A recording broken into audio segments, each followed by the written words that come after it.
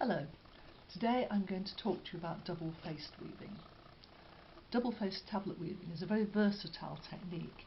You can do alphabets and all sorts of designs. There are some very beautiful pieces of work that have been done using this technique, but I chose to go with Space Invaders.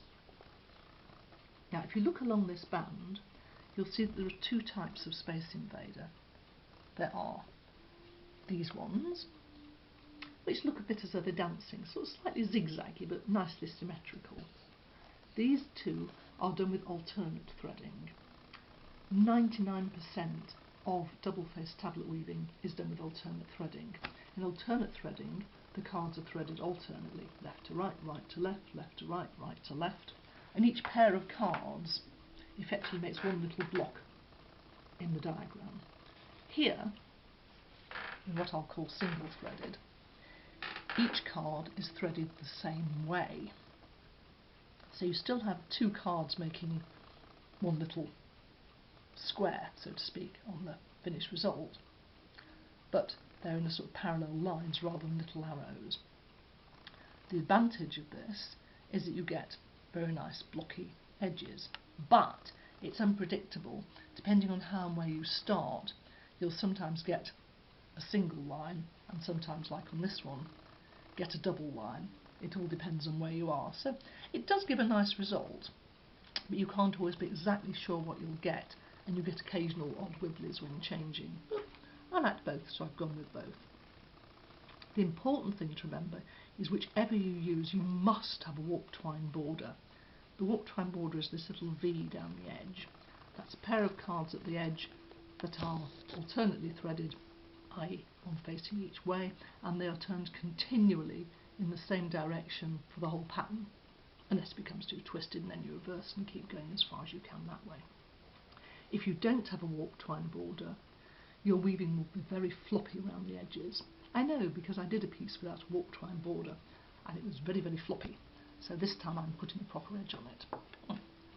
Let's have a look at the cards. Here's my warp twine border, two cards facing each other. Now I'm on the straight threaded part of my pattern, but all your warp threads must be too light, too dark. And again, too light, too dark, too light, too dark. And as you can see on each card, I've put a coloured marker to show whether it's the dark end of the card or the light end of the card. This makes it much easier to see what you're doing with your pattern and will greatly reduce mistakes. So, let's look at the actual moves involved. First of all, I'll just tighten up the loom.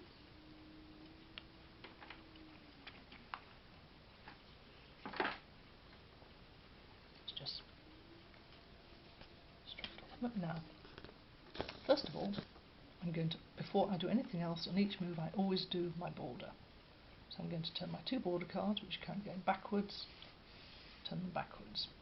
Now, let's have a look at the pattern. I need to have two dark and 6 light, i.e. 3 squares on the pattern, which is 6 light, and the rest are going to be dark. Now I've turned the background cards backwards, and let me show you how I record this on my pattern. I have here a mat. When I'm turning the cards forward, I put it that way up. When I turn them backwards, I put it that way up. So I'm showing that line of the pattern and my card is that way up. The alternative method is to have your pattern and write F or B, like forwards or backwards, next to the line on the pattern, but you must record which way you're going. If you don't, that way lies madness. So let's go back to here. I'm going to pull my weft through.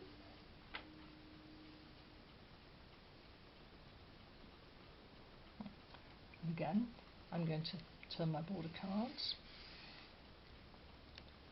Now, this is why you record which way you've just turned, because now all my little coloured lines are at the top, so I don't know which way to turn them next, but I know, because I recorded it, that my background cards are going backwards, and my pattern cards are going forwards, and my background cards are going backwards. So, take the whole pack, slide it along, shed, and in we go.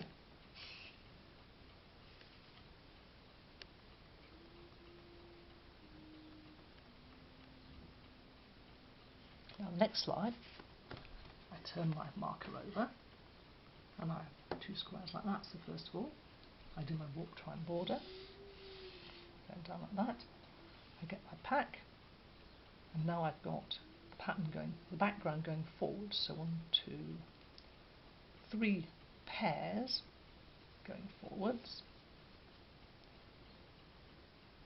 2 pairs of pattern going backwards. See, I've just got that one, missed that one, that's why it's still handy to have the little marker, and the rest going forwards. If I slide these down, you can see very clearly the way the pattern is building up. So let's pop that through again.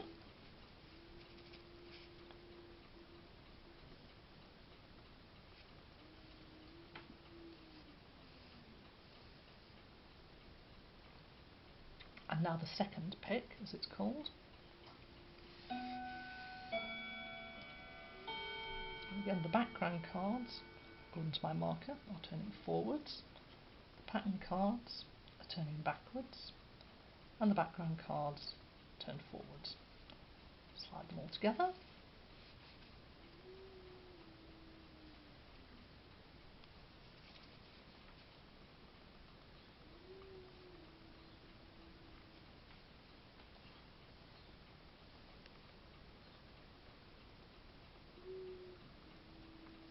Now, there's a lot of things that can go wrong when you're doing this. The most important thing is to remember which way you have turned and what part of the pattern you're at. So first of all, always make sure that each new line of your pattern starts on the same side of the weaving. In my case, if I'm on the left side, I know that I'm due to start a new line of the pattern. So, moving over to my pattern, I duly turn my marker over and expose the next line of my pattern. Then I do a border. You should never forget the border. Now I know that my background cards are going backwards, so the Persephone is going backwards. Indeed, they're dark. Then there's loads of light ones, about 1, 2, 3, 4, 5, so that's 10 cards, 2, 4, 6, 8, 10, going forwards.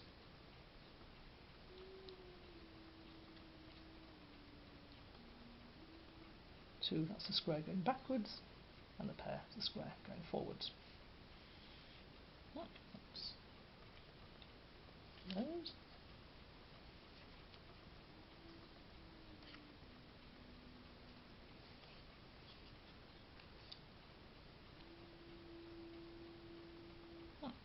And coming back again. I know, because I've recorded it, that the background cards are going backwards, and therefore the pattern cards are going forwards. And I can just work my way along the row, flipping in the direction that they need to go.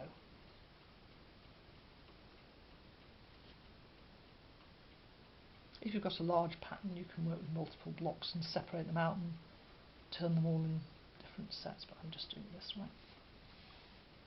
Right. Shuttle in.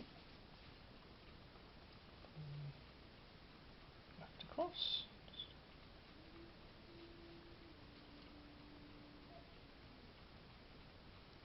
Now, the other thing you can do, if you're worried about getting stuck, is to look at the cards, because this can often happen. You look, even with the best will in the world, you forget where you were, you forget what you've done. So as I build this next row up, I know it's forward on the background, therefore backward on the pattern. So here it comes. Now can you see those purple threads coming up to light as I do it? As I turn those two, you can see the dark threads coming through here. Then I've got some light ones which are going this way. And again, you can see it beginning to build up. This is the eye of the Space Invader, going that way, going that way, 4 that way, and 2 that way. So if you look, you can see as I slide it down, you can already see what the pattern's going to look like. So always check as you're doing it, it looks right. Just go for that simple gut check. Does it look like what it's supposed to look like? Coming back, this is even more important, because coming back is generally where the mistakes happen. So, border cards.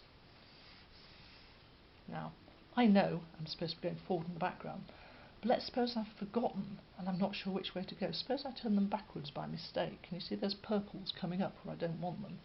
But if I turn it the way it's meant to go, I've still got dark threads coming up. So look at what you're doing. Just having that visual double check will help you a lot.